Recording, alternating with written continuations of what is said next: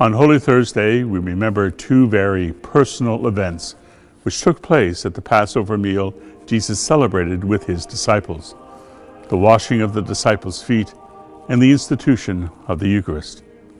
Everything about those two actions was intensely personal. We have a hard time understanding just how personal they were because over the centuries, the Last Supper scene has been so formalized by religious art and theology that we don't see ourselves in the picture. We don't see what Jesus saw. And what Jesus saw that night was the imperfections of the disciples he chose. He saw Simon, who translated everything Jesus said into a political program. He saw Matthew struggling to reconcile his new teachings with the rigid traditions of the Hebrew religion. He saw Thomas doubtful and suspicious of everything but his own senses. Jesus looked into the eyes of those who were his closest friends: Peter, stubborn and vulgar; James and John, whose rivalry over the best seats in Jesus' kingdom infected the others. Then his eyes locked with Judas, and in that one moment, they both knew just how intensely personal all of this was going to be. Over the centuries, our celebration of Holy Thursday has become so shrouded in ritual action that it is hard for us to see that what we celebrate is still something intensely personal, not just a reenactment or a remembrance of something that happened thousands of years ago. What happened at that Last Supper with those first disciples should form the very foundation of our own personal relationship with Christ.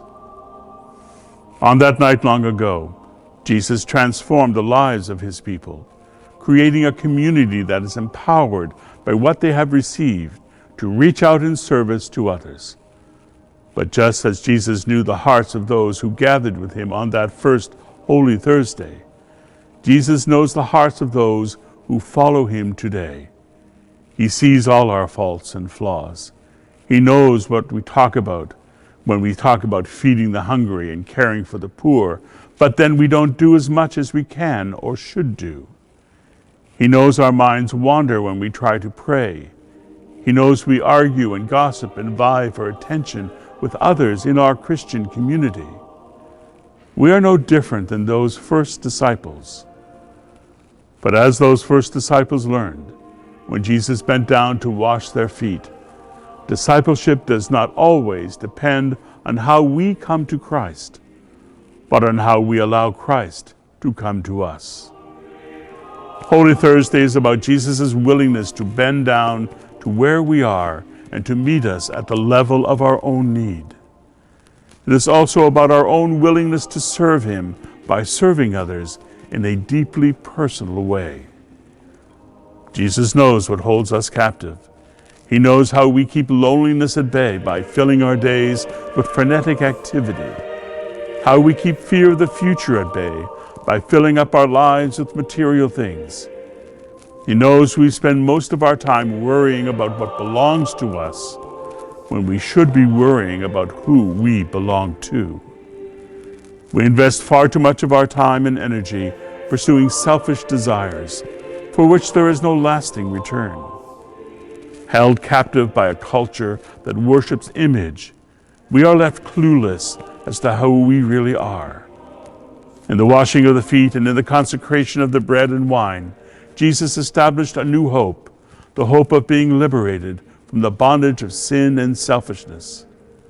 If we allow him to, Jesus will wash away the false promises of this world, and with his body and blood, he will satisfy all our desires. My dear friends, the health crisis we are facing in our world today has kept us from personally receiving the Eucharist, the source and the summit of our faith. But we must not let this brief separation make us forget that we are a community that was personally formed by Jesus in that upper room. We may not be able to hold his body in our hands or on our tongue, but we are still the body of Christ, and we hold the hope he gave, hope for ourselves, hope for each other, and hope for this desperate world. By washing the feet of his disciples, Jesus shows us that unless we are willing to give, nothing is received.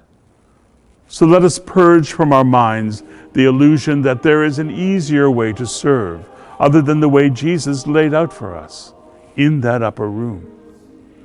When we do, remembering becomes doing, loss becomes gain, death becomes life, and our faith in Jesus Christ becomes more than just passively receiving him in the Eucharist. It becomes a very personal witness of sharing him with the world around us.